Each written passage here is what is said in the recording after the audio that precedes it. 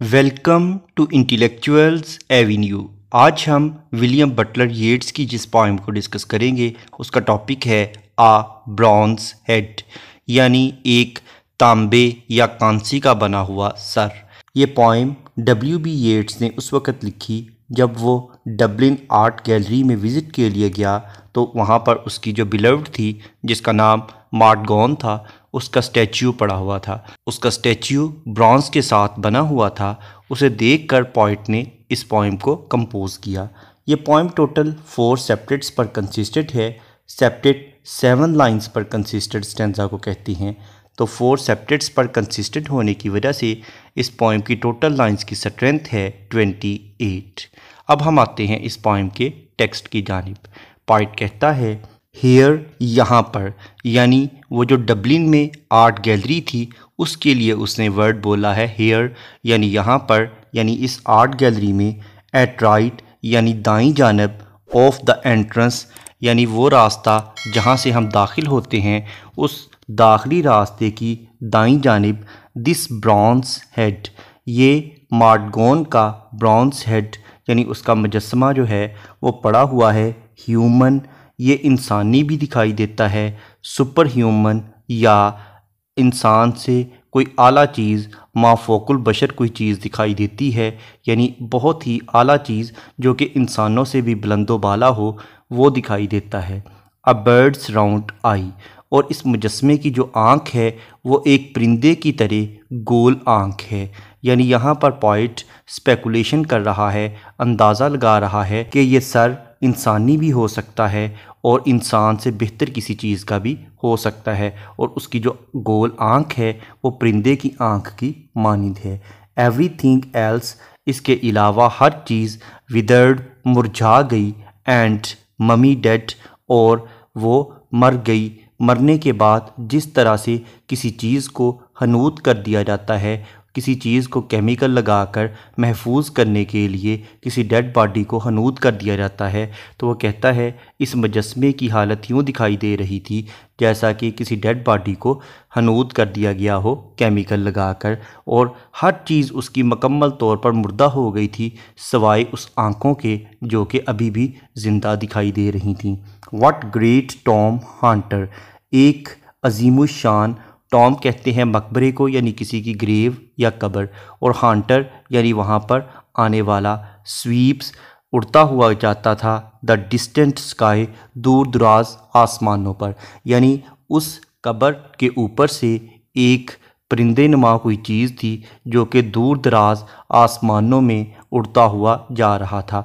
यानी वो कौन था? वो जिसकी कब्र थी वही था। यानी वो शायद मार्टगोन की रूह थी, उसकी सोल थी, उसकी स्पिरिट थी, जो कि मरने के बाद इस मकबरे के ऊपर से होती हुई एक परिंदे की शक्ल में दूर दराज आसमानों पर उड़ती हुई जा रही थी।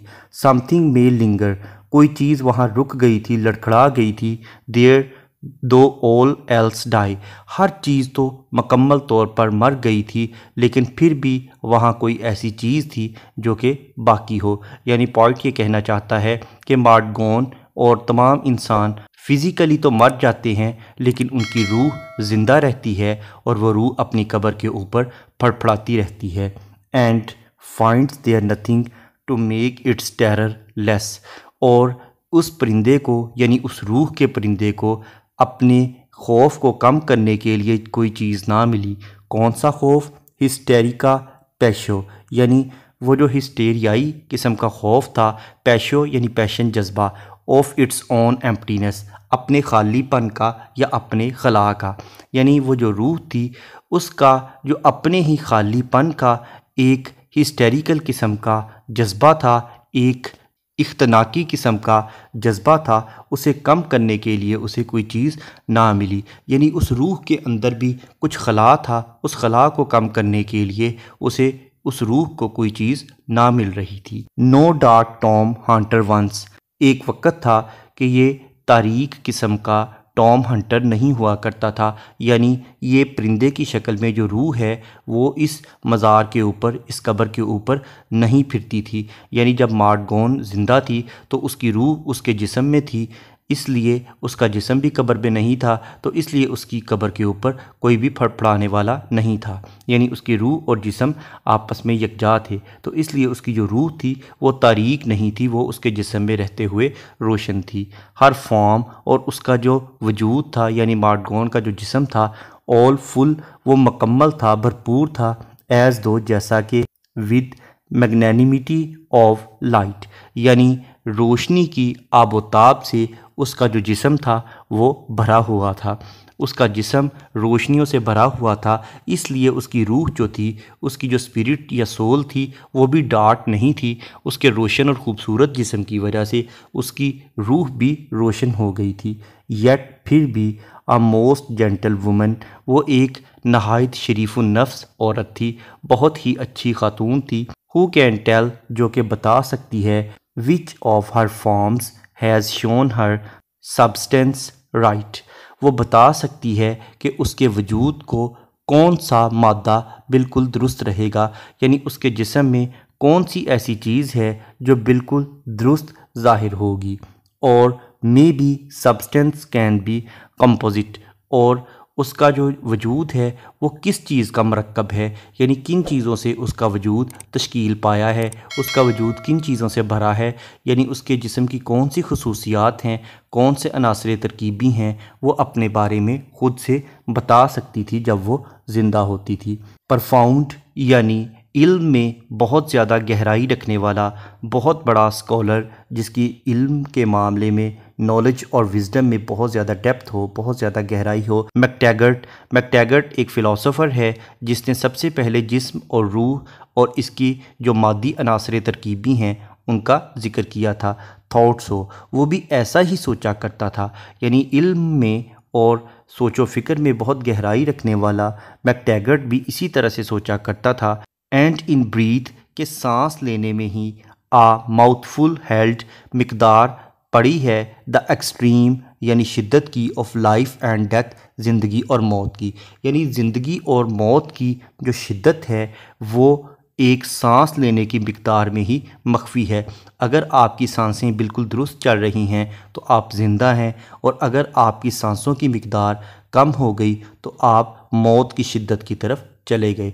यानी सांसों की जो मिकदार है वही बेस करती है आपकी लाइफ और डेथ पे, यानी अगर सांस की मिकदार ठीक है तो ज़िंदगी है, अदरवाइज़ वो मौत की शक्ल इख्तियार कर लेती है।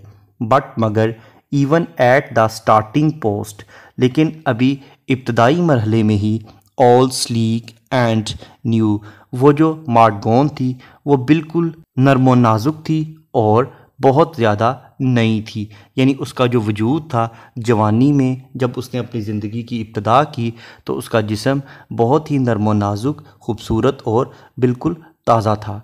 आई सॉ द वाइल्डनेस, मैंने वहशत देखी, इन हर, उसमें, एंड आई थॉट, और मैंने सोचा। मैंने मार्डगॉन से जब मोहब्बत का इजहार किया तो मैंने उसके चेहरे पर एक वहशियानापन देखा, एक वहशत देखी, और मैंने सोचा, अ विजन, एक तसव्वुर, ऑफ टेरर, खौफ का, that it must live through, कि ये हमेशा ज़िंदा रहेगा, हैड शैटर्ड हर सोल, और ये उसकी रूह को मुकम्मल तौर पर रेज़ा रेज़ा कर देगा। यानी जब मैंने उसके चेहरे पर वहशत देखी तो मैंने एक खौफनाक किस्म का तसव्वुर किया कि उसके अंदर जो चीज़ मौजूद है, जो उसकी रूह मौजूद है, एक वक्त आएगा उसके जिस्म में जो रूह मौजूद है, आज तो वो सलामत है, लेकिन एक टाइम ऐसा भी आएगा कि उसकी रूह रेज़ा रेज़ा हो जाएगी। प्रोपिंक्विटी, यानी नज़दीकी, हैड ब्रॉड इमेजिनेशन, वो उस तसव्वुर की तरफ ले जाती है, टू दैट पिच, उस नुक्ते पर, where it casts out all that is not itself, जहाँ वो तमाम चीज़ें मौजूद होती हैं जिनका अपना वजूद नहीं होता।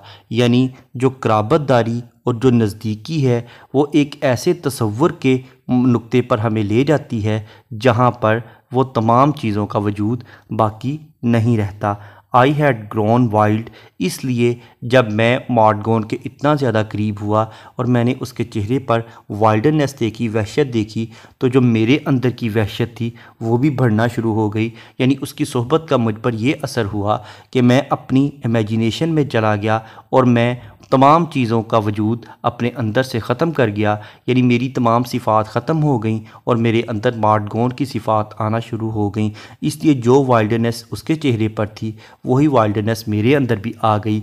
एंड और वांडर्ड मर्मरिंग एवरीवेयर, और मैं हर जगह बड़बड़ाता हुआ आवारागर्दी कर रहा था, बिला मकसद इधर उधर घूम रहा था और मैं कह रहा था माई चाइल्ड, मेरा बच्चा, मेरा बच्चा।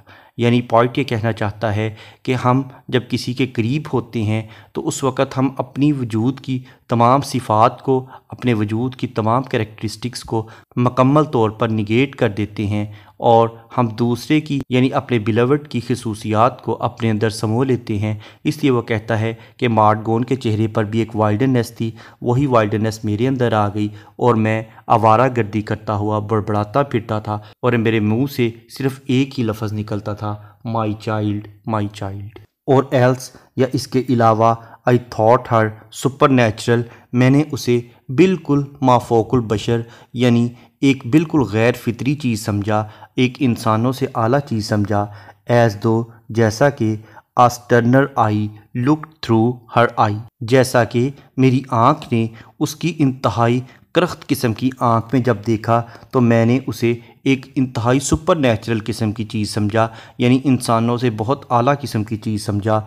ऑन दिस फाउल वर्ल्ड, इस फजूल किस्म की बेकार दुनिया में, in its decline and fall, जो कि अपने ज़वाल और गिरावट की तरफ जा रही है। ये दुनिया अपने ज़वाल और गिरावट की तरफ जा रही है। जब मैंने मार्ट गॉन की आंखों में झांक कर देखा तो उसकी आंखें मुझे बहुत ही ज़्यादा करख्त और वहशतनाक दिखाई दी और इस वक्त मुझे एहसास हुआ कि ये जो दुनिया है ये बहुत फजूल है और ये अपने डिक्लाइन और फॉल यानी अपनी गिरावट और अपने ज़वाल की तरफ जा रही है।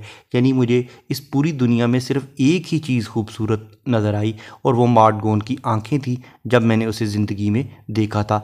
आज जब मैं उसके स्टैच्यू को देख रहा हूँ, उसके ब्रॉन्ज हेड को देख रहा हूँ, तो मुझे उन्हीं आंखों की याद दोबारा से ताज़ा हो गई और आज फिर मेरे लिए दुनिया बिल्कुल बेमाना होकर रह गई है, जिसमें सवाए ज़वाल के और कुछ भी बाकी नहीं रहा।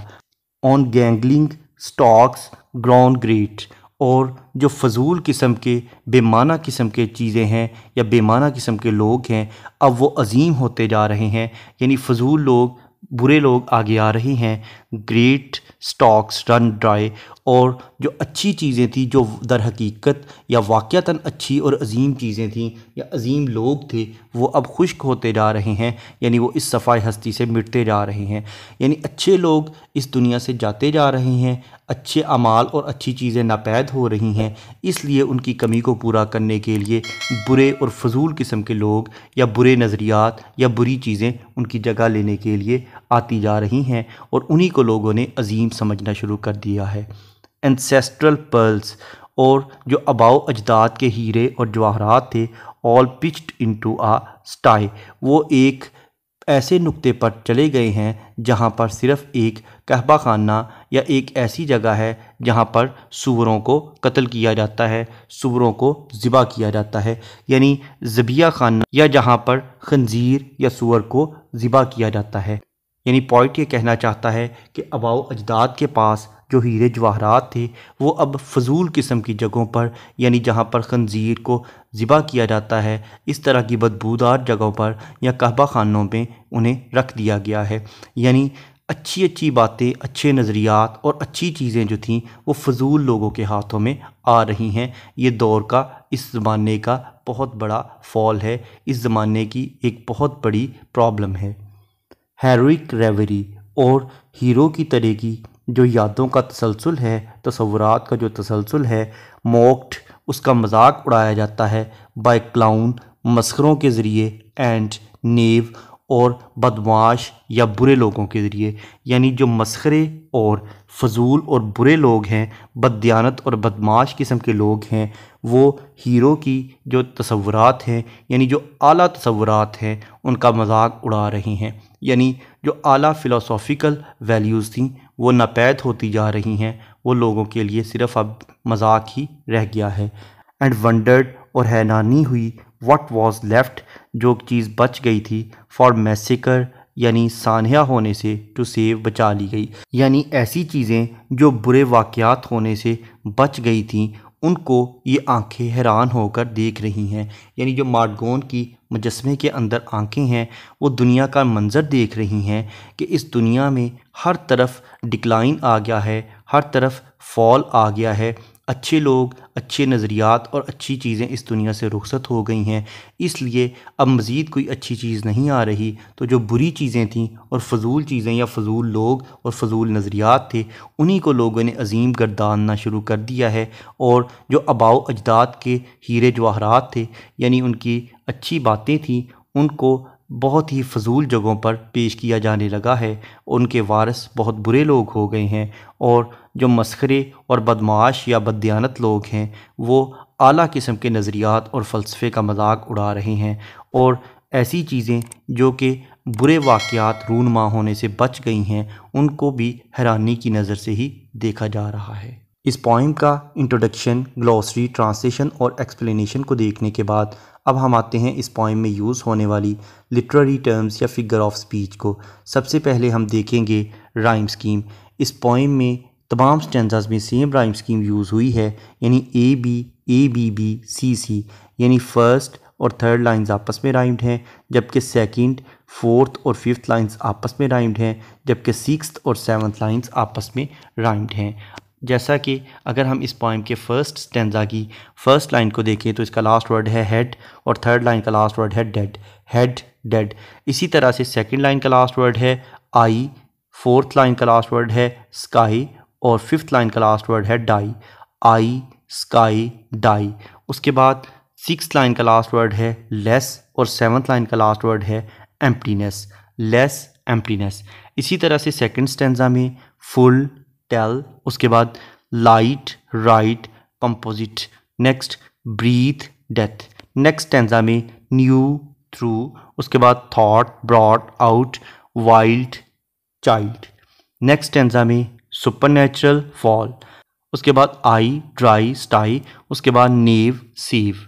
ये थी इस पोइम की तमाम स्टैंजास की राइम स्कीम, यानी A B B C. Next है एंजम्मेंट। एंजम्मेंट का मतलब है कि अगर किसी लाइन को पढ़ने के बाद उसकी प्रॉपर अंडरस्टैंडिंग डेवलप ना हो बल्कि इसके लिए नेक्स्ट लाइन की सपोर्ट की ज़रूरत हो तो ऐसी लाइन को रन ऑन लाइन कहते हैं और इस टेक्निक को एंजम्मेंट कहते हैं। इसके बरक्स अगर किसी लाइन को पढ़ने के बाद उसकी प्रॉपर अंडरस्टैंडिंग डेवलप हो जाए तो ऐसी लाइन को एंड स्टॉप लाइन कहते हैं। अब हम आते हैं इस पोइम में यूज़ होने वाली एंजम्मेंट की जानिब। इस पोइम की लाइन नंबर 6 एक रन ऑन लाइन है जिसमें पॉइंट कहता है and finds there nothing to make its terror less, और उसे अपना खौफ कम करने के लिए कोई चीज़ ना मिली। अब किस चीज़ का खौफ था वो नेक्स्ट लाइन यानी लाइन नंबर 7 में बयान करता है, hysterica passio of its own emptiness. Next है एनाफोरा। एनाफोरा का मतलब है बिगिनिंग ऑफ टू और more than two lines with the same word, यानी दो या दो से ज़्यादा लाइनों का एक ही लफ्ज़ से शुरू होना, जैसा कि इस पोइम की लाइन नंबर 24 और 25 ऑन से स्टार्ट हो रही हैं। नेक्स्ट है रिटोरिकल क्वेश्चन। रिटोरिकल क्वेश्चन का मतलब है कि ऐसा क्वेश्चन जिसका आंसर तो पोइट को मालूम होता है लेकिन उस पर जोर देने के लिए, एम्फेसाइज करने के लिए या स्ट्रेस देने के लिए पोइट रीडर के सामने वो क्वेश्चन रखता है, जैसा कि इस पोइम की लाइन नंबर 6 और 7 में वो कहता है and finds there nothing to make its terror less, hysterica passio of its own emptiness. Next है एलुजन। एलुजन का मतलब है रेफरेंस या हवाला, जैसा कि इस पोइम की लाइन नंबर 13 में पोइट ने मैकटेगार्ट का एलुजन यूज़ किया है। नेक्स्ट है इंटरनल एलुजन।